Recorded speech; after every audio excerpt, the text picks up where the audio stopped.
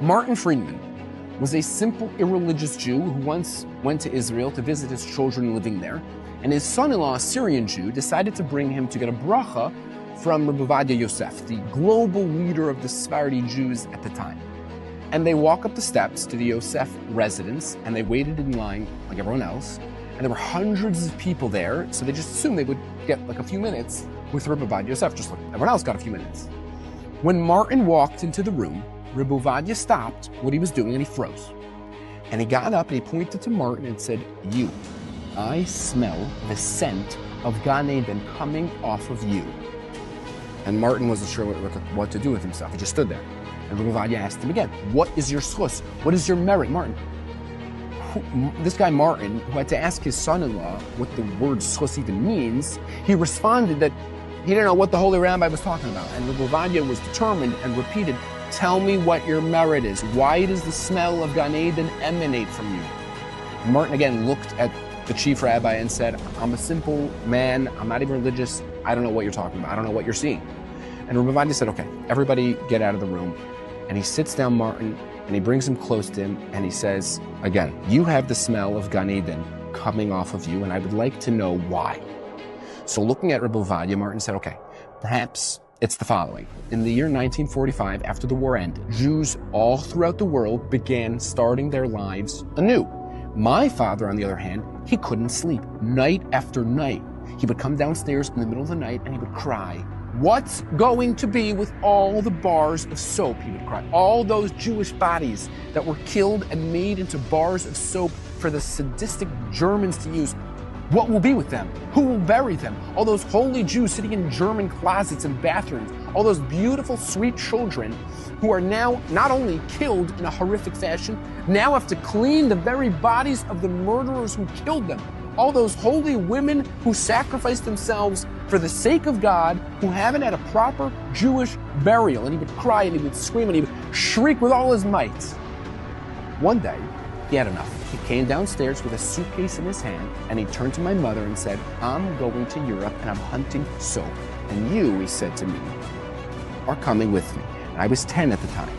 And we went to Europe and we traveled from town to town, knocking on doors, asking if they had any German soap that we could buy. And we went around in the sleet, and we went around in the rain. We walked along alleyways and through slums, and we went by car and by train and by horse and by boat. Not a town did we let by. My father was possessed. While the rest of the Jewish people were all searching for new life, my father and I were searching for death. Death in the form of small bars of soap. We would plead with people to sell us their German soap. And then my father and I would take a shovel and dig a hole and say a small prayer, and with tears rolling down our cheeks, we would bury those holy bars. And eventually, we came to the last town on our map. And we limped through, and we're cold, and we're tired, and we're starved and exhausted, and we're out of money. And we made it to the last house in the town. And my father knocked on the door, and a tall German man opened the door and looked at us pathetic, disheveled-looking Jews. And he says, "What do you want?" And he said, "I want your German bars of soap," my father said. And the German looked at us with suspicion. And he says, "I'll sell them to you for 15 marks. And my father looked at him and said, "We don't have any money, but we're asking you to do us a favor and give it to us anyway."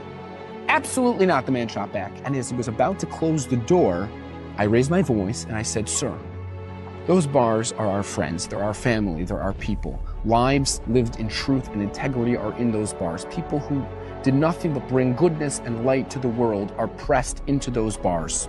We have been to every city and every town and every hamlet and every village, every ghetto and every camp to ensure that those precious bars of soap get buried. See this shirt on my back? I will take off this shirt and hand it to you in exchange for those bars of soap." And the German man, who was a little bit surprised, he agreed.